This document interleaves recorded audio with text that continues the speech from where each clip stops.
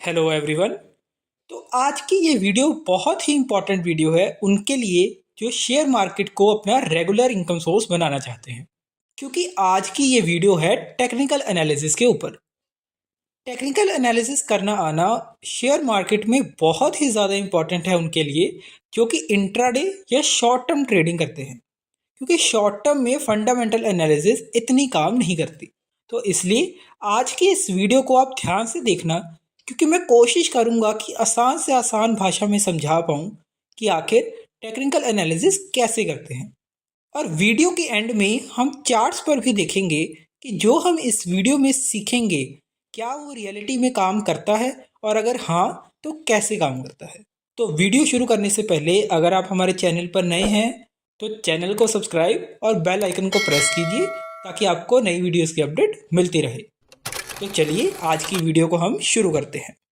तो जैसे कि स्टॉक मार्केट में अर्न करने के दो तरीके हैं, एक तो इन्वेस्टिंग और दूसरा ट्रेडिंग। इन्वेस्टिंग में आप ओवर द ईयर अपनी वेल्थ क्रिएट कर सकते हो, लेकिन अगर आपको शेयर मार्केट को अपना एक इनकम सोर्स बनाना है तो वो ट्रेडिंग से ही पॉसिबल होगा। अब इन्वेस्टिंग में आप लॉन्ग टर्म जैसे कि मिनिमम 5 to 10 ईयर्स का टाइम हॉरिजन लेके चलते हो, जिसमें कंपनी की परफॉर्मेंस का अंदाज़ा उसकी फंडामेंटल एनालिसिस से लगाया जा सकता है, जिसमें हम अलग अलग फाइनेंशियल मेजर जैसे कि PE ratio, ROE, sales growth, PB ratio और भी कई फाइनेंशियल मेजर्स हैं जिनसे हम एनालाइज करते हैं कि कंपनी लॉन्ग रन में कैसा परफॉर्म कर सकती है। बट अगर आप ट्रेडिंग की बात करो तो इसमें कंपनी के फंडामेंटल इतने काम नहीं आते। इसमें आपको चार्ट पैटर्न्स ही बताते हैं कि मार्केट करंटली किस साइड में मूव दे सकती है। और जैसे आपको पता है कि ट्रेडिंग में अगर मार्केट ऊपर जाए हम तब भी अर्न कर सकते हैं, और इनकेस मार्केट नीचे जाए तो हम उससे भी अर्न कर सकते हैं। तो इसके लिए हमें टेक्निकल एनालिसिस सीखनी पड़ेगी। टेक्निकल एनालिसिस में तीन चीज़ें सबसे मेन होती हैं, जिसमें से पहली चीज़ है ट्रेंड। अब शेयर मार्केट में ट्रेंड का क्या मतलब है? तो ट्रेंड शेयर मार्केट में शो करता है कि मार्केट का ओवरऑल सेंटीमेंट बुलिश है या बेयरिश। अब आप सब ने देखा होगा कि मार्केट कभी भी सीधा मूव नहीं करती, चाहे वो अपसाइड हो या डाउनसाइड। मार्केट हमेशा ऐसे जिगजैग ऊपर या नीचे जाएगी। अब जब मार्केट ऊपर जा रही है और फिर नीचे आ रही है, अब फिर से जब ऊपर जा रही है तो अपने प्रीवियस हाई को ब्रेक कर रही है, लेकिन फिर जब नीचे आ रही है तो अपने प्रीवियस लो को ब्रेक नहीं कर रही, पहले ही टर्न लेके वापस ऊपर जा रही है। तो इस केस में हमें ये आइडेंटिफाई हो जाएगा कि मार्केट अभी ऊपर जा रही है और अप ट्रेंड में है। तो ऐसे केस में अब ये जो मार्केट हाई लगा रही है इसको हम कहते हैं हायर हाई, क्योंकि नेक्स्ट हाई प्रीवियस हाई से ऊपर है। और जब लो लगा रही है तो उससे हम कहते हैं हायर लो, क्योंकि जो लो भी लगाया वो भी अपने प्रीवियस लो से ऊपर था। तो अब ऐसे जब तक market higher high higher low लगाती चली जाएगी तब तक हमें पता रहेगा कि मार्केट अप ट्रेंड में है। देखो दोस्तों, मार्केट में ट्रेंड आइडेंटिफाई करना आना बहुत ज़रूरी है। मार्केट में एक बात कही जाती है कि ट्रेंड इज़ योर फ्रेंड। अगर आपको ये पता लग गया कि ट्रेंड किस साइड का है तो आप उसके अकॉर्डिंग अपना ट्रेड प्लान कर पाओगे। मार्केट सारा दिन ऐसे ऊपर नीचे जाती रहेगी, लेकिन ट्रेंड आपको बताएगा कि किस साइड आपको एक अच्छा मूव मिल सकता है। और बस ट्रेडिंग में आपको वो पता लग गया तभी आप अच्छा प्रॉफिट कमा पाओगे। अब जैसे हमने अप ट्रेंड देखा, ऐसे ही होता है डाउन ट्रेंड। अब जैसे पहले मार्केट हायर हाई और हायर लो लगा रही थी, वैसे ही जब मार्केट नीचे आने लगेगी तो लोअर हाई और लोअर लो लगाएगी। मतलब अब मार्केट जब लो लगा रही है तो वो अपने प्रीवियस लो को तोड़ के उसके नीचे जा रही है, लेकिन जब वापस ऊपर जाती है तो अपने प्रीवियस हाई को नहीं तोड़ती, उससे पहले ही फिर नीचे गिरने लगती है। तो इसे कहते हैं डाउन ट्रेंड। और अब आखिरी होता है साइडवेज मार्केट। इसमें मार्केट ना तो ज़्यादा ऊपर जा पाती है और ना ही नीचे, मार्केट एक जोन में घूमती रहती है। तो ऐसी मार्केट में सबसे ज़्यादा नुकसान ऑप्शन बायर का होता है और सबसे ज़्यादा फायदा ऑप्शन सेलर, क्योंकि जैसे मैंने पहले बताया था थीटा डिके की वजह से। तो ये तीन तरीके के ट्रेंड होते हैं मार्केट में, जिसको आपको आइडेंटिफाई करना आना चाहिए। और अगर आपने ये आइडेंटिफाई कर लिया तो आपने सबसे मेन पार्ट टेक्निकल एनालिसिस का पूरा कर लिया। अब ये वीडियो थोड़ी लंबी हो सकती है क्योंकि मैं चाहता हूँ कि मैं इजी से इजी वे में आपको बताऊँ कि टेक्निकल एनालिसिस क्या होता है, लेकिन इतना मैं यकीन दिला सकता हूँ कि ये वीडियो देखने के बाद आपको टेक्निकल एनालिसिस के बेसिक अच्छे से समझ आ जाएंगे। तो अब जैसे हमने ट्रेंड को समझ लिया कि ट्रेंड कैसे आइडेंटिफाई करते हैं, अब सेकंड पॉइंट टेक्निकल एनालिसिस का है जिससे हम कहते हैं सपोर्ट एंड रेजिस्टेंस। अब ये क्या है? तो जैसा हमने ट्रेंड में आइडेंटिफाई किया कि मार्केट अप डायरेक्शन में है या डाउन में या फिर साइडवेज है, तो अब ये ट्रेंड कभी भी बदल सकता है। तो ऐसा तो नहीं है कि मार्केट हमेशा अप ट्रेंड में ही रहेगी या डाउन ट्रेंड में। तो अब ये आइडेंटिफाई करने के लिए कि ये ट्रेंड कहाँ तक वैलिडेट रह सकता है या फिर अगर चेंज होना है तो कहाँ पे इसकी प्रोबेबिलिटी ज़्यादा है चेंज होने के लिए, उसके लिए हम यूज़ करते हैं सपोर्ट एंड रेजिस्टेंस। आप चाहे जितने मर्जी इंडिकेटर यूज़ कर लो, लेकिन अगर आपने सपोर्ट एंड रेजिस्टेंस को अच्छे से नहीं समझा तो आप अपना ट्रेड अच्छे से प्लान ही नहीं कर पाओगे। इसलिए ये बहुत ज़रूरी है।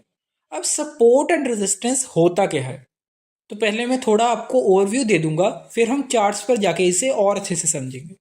तो सपोज करो आप किसी बिल्डिंग के फर्स्ट फ्लोर पर खड़े हो और आपके हाथ में एक कॉइन है। तो अब मैं कहता हूँ कि अगर आप इसे नीचे फेंकोगे तो ये कितने नीचे तक जाएगा? अभी तो ज़्यादा से ज़्यादा फर्स्ट फ्लोर की ज़मीन तक। और अगर आप इसे ऊपर उछालोगे तो ये कहाँ तक जाएगा? मैक्सिमम फर्स्ट फ्लोर की छत तक। उसके ऊपर तो नहीं जा सकता। तो मतलब अब जो ज़मीन है वो बन गई इसके लिए सपोर्ट, क्योंकि वो इसे नीचे जाने से रोक रही है। और जो छत है वो इसके लिए रेजिस्टेंस बन गई, क्योंकि वो इसे ऊपर जाने से रोक रही है। तो सेम ऐसे ही मार्केट में होता है। जब प्राइस एक ही जगह से बार बार बाउंस बैक करता है तो वो एरिया सपोर्ट बन जाती है, जो रिप्रेजेंट करती है कि उस जोन में बायर ज़्यादा हैं।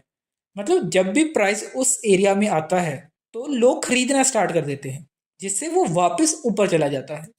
और इसी तरह अगर किसी जगह से प्राइस बार बार गिरता है तो वो एरिया रेजिस्टेंस बन जाती है, जो रिप्रेजेंट करती है कि उस जोन में सेलर ज़्यादा है।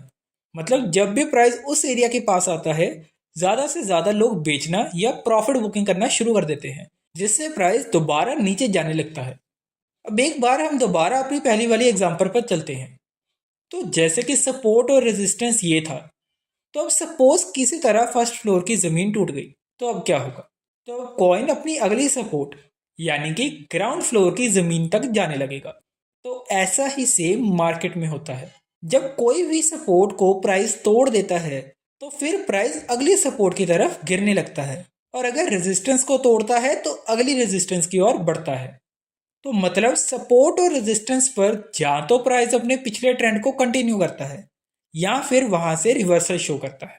अब ट्रेंड कंटिन्यू करेगा या रिवर्सल करेगा, ये पता लगेगा टेक्निकल एनालिसिस के थर्ड पॉइंट और मोस्ट इंपॉर्टेंट बात से, जिसे हम कहते हैं प्राइस एक्शन। मार्केट सपोर्ट और रेजिस्टेंस के पास कैसा प्राइस एक्शन शो करती है, ये बताएगा कि अब वहां से ट्रेंड कंटिन्यू होगा या रिवर्सल। अब प्राइस एक्शन को अगर मैं पहले बिल्कुल इजी वर्ड्स में बताऊं, तो जैसे कि सपोज मार्केट लोअर लोज और लोअर हाइज लगा के नीचे आ रही थी और अपने सपोर्ट तक आ जाती है, और यहाँ आकर थोड़ी देर साइडवेज हो जाती है और फिर अब अपना पिछला लो नहीं तोड़ती और हाई की तरफ बढ़ने लगती है। तो इससे हम अंदाज़ा लगा सकते हैं कि मार्केट में रिवर्सल आ रहा है। तो उसके अकॉर्डिंगली आप अपना ट्रेड भी प्लान कर सकते हो।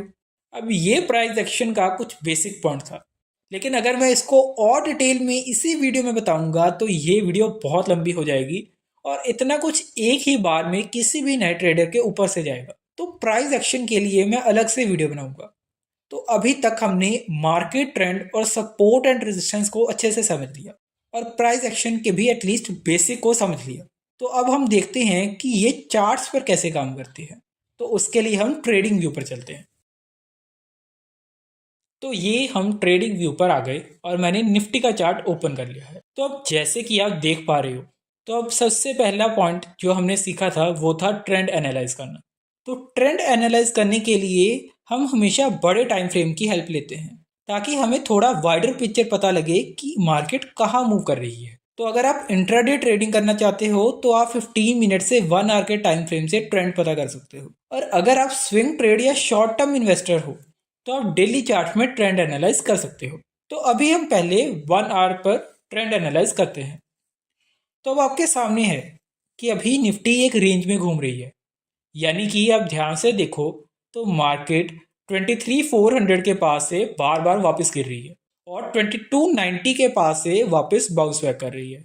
मतलब अभी निफ्टी साइडवेज है। तो अब ऐसी कंडीशन में आप या तो ऑप्शन सेलिंग करके कमा सकते हो या फिर स्कैल्प ट्रेडिंग से। स्कैल्प का मतलब है छोटे छोटे पॉइंट्स लेकर निकलना। अब हम support and resistance find out करते हैं। तो रेजिस्टेंस के लिए हम देखते हैं कि निफ्टी कहाँ से बार बार फॉल कर रही है। तो अगर आप देखो तो अप्रॉक्स 23,400 के पास से निफ्टी फॉल कर रही है। तो ये हो गया हमारा रेजिस्टेंस जोन। जब भी निफ्टी एटलीस्ट 2 बार एक ही पॉइंट से फॉल या राइज कर जाए तो वो वैलिड रेजिस्टेंस और सपोर्ट जोन होता है। अब हमने रेजिस्टेंस का पता लगा लिया, तो अब हम सपोर्ट के लिए देखेंगे कि निफ्टी में कहाँ से बार बार बाउंस बैक आ रहा है। तो वो पॉइंट है अप्रॉक्स 22,980 का। तो ये हो गया वैलिड सपोर्ट जोन। अब हम थोड़े छोटे टाइम फ्रेम पर चलते हैं देखने के लिए कि निफ्टी हमारे मार्क किए हुए सपोर्ट और रेजिस्टेंस पर कैसा बिहेव कर रही है। तो अब आप देख पा रहे हो कि निफ्टी जब भी रेजिस्टेंस के पास जा रहा है तो वहां से गिर रहा है, और जब भी सपोर्ट के पास आ रहा है तो वहां से बाउंस बैक आ रहा है। अब ट्रेंड मार्केट का तभी शिफ्ट होगा जब या तो मार्केट इस सपोर्ट को तोड़ के नीचे जाने लगे या फिर अपने रेजिस्टेंस को तोड़ के ऊपर जाने लगे। तब हम कहेंगे कि मार्केट का ट्रेंड साइडवेज से बुलिश या बियरिश में चला गया, और तभी हम डायरेक्शनल ट्रेड प्लान कर पाएंगे। अभी हम ऑप्शन सेलिंग कर सकते हैं। अब यही हम थोड़ा पीछे जाकर देखें तो यहाँ पर निफ्टी डाउन ट्रेंड में है। अब यहाँ आप देखो तो पहले निफ्टी ने लोअर हाई और लोअर लोज लगाए, फिर निफ्टी थोड़ा साइडवेज हो गया। तो मतलब अब ये सपोर्ट एंड रेजिस्टेंस बन गए। अब जैसे ही निफ्टी इस सपोर्ट को तोड़ता है फिर से नीचे गिरने लगता है, और आप देख सकते हैं कि निफ्टी ने नीचे के डायरेक्शन में अपनी सपोर्ट को तोड़ने के बाद कितना अच्छा मूव दिया है। अब फिर से निफ्टी थोड़ा साइडवेज हो गया और अब ये सपोर्ट और रेजिस्टेंस बन गए। अब जैसे ही निफ्टी अपने रेजिस्टेंस के पास आया वैसे ही फिर से नीचे गिरने लगा और सपोर्ट के टूटने के बाद और तेजी से गिरा। अब आप अपना ट्रेड अच्छे से प्लान कर सकते हो। अब आप देख सकते हो कि या तो निफ्टी जब अपने सपोर्ट पर आता है तो बाउंस बैक कर रहा है, लेकिन अगर अपने सपोर्ट को तोड़ देता है तो नीचे जाता है। तो अब आप उस अकॉर्डिंग अपनी ट्रेड को प्लान कर सकते हो, और इनकेस आप गलत हो भी गए तो आप अपना स्टॉप लॉस भी अच्छे से प्लान कर सकते हो कि अगर आपका व्यू गलत है तो आप छोटे लॉस लेके निकल जाओ और आप दोबारा प्राइस एक्शन के अकॉर्डिंग ट्रेड कर पाओ। तो आप देख पा रहे हो बिना किसी एडवांस इंडिकेटर के हमने इतना समझ लिया कि मार्केट जाना कहाँ चाहती है। तो इंडिकेटर्स भी तभी काम करते हैं जब आपको टेक्निकल एनालिसिस के बेसिक पता हो, जो कि ये 3 पॉइंट थे जो हमने इस वीडियो में डिस्कस किए: ट्रेंड, सपोर्ट एंड रेजिस्टेंस और प्राइस एक्शन। प्राइस एक्शन हम ज़्यादा इस वीडियो में डिस्कस नहीं कर पाए, लेकिन उसके लिए मैं अलग से ज़रूर एक फुल वीडियो बनाऊंगा। तो इस वीडियो को पूरा देखने के बाद आपको कई चीज़ें मार्केट में क्लियर होनी शुरू हो जाएंगी। हाँ, ज़्यादा क्लैरिटी तो आपको खुद प्रैक्टिकल करने के बाद ही समझ आएगी, लेकिन मैं आपको ये सजेस्ट करूंगा कि पहले आप इस वीडियो को अच्छे से देखने के बाद पेपर ट्रेडिंग करें और मार्केट में टेक्निकल एनालिसिस करके पेपर ट्रेडिंग पर ट्रेड्स लें और देखें कि आप कितना अच्छे से समझ पाते हो। और जब आपको लगना शुरू हो गया कि आप अपनी ट्रेड्स को अच्छे से प्लान कर पा रहे हो, फिर ही आप अपने रियल अकाउंट से ट्रेडिंग स्टार्ट करें। तो आज की वीडियो में इतना ही। तो अगर आपको वीडियो अच्छी लगी तो चैनल को सब्सक्राइब और वीडियो को लाइक कीजिए और बेल आइकन को प्रेस करें ताकि आपको अगली वीडियोस की अपडेट मिलती रहे।